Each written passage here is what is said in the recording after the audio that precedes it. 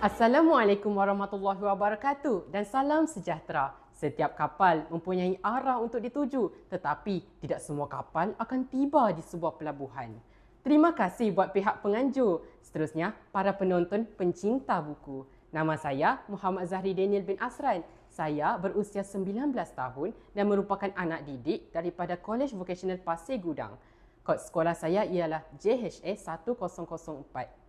Saya yakin novel yang akan saya ceritakan pada hari ini tidak asing lagi di mata penonton, iaitu novel yang berjudul Tenggelamnya Kapal Van der Weyck. Novel ini digarap oleh seorang sastrawan besar Nusantara, iaitu Buya Hamka.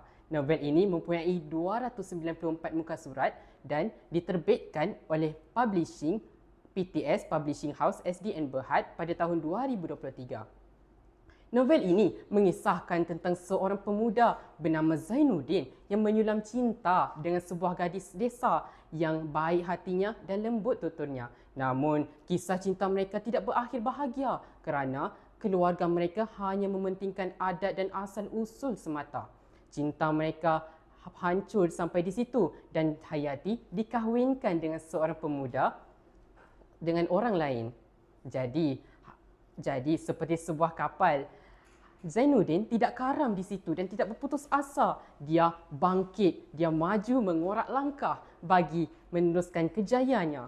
Jadi, pada suatu hari, saat takdir menemukan mereka semua kembali, Hayati telah menaiki sebuah kapal. Ya, itu adalah kapal Van der Weyck, sebuah pelayan terakhir yang tidak sampai ke destinasi yang dituju.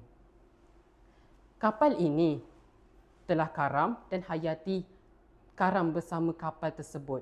Dari sini tenggelamnya lah semua yang telah mereka bina, cinta, impian dan sebagainya.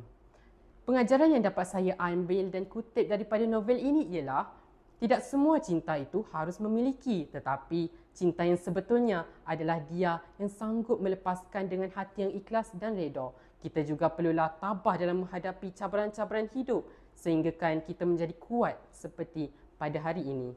Sekian daripada saya. Terima kasih.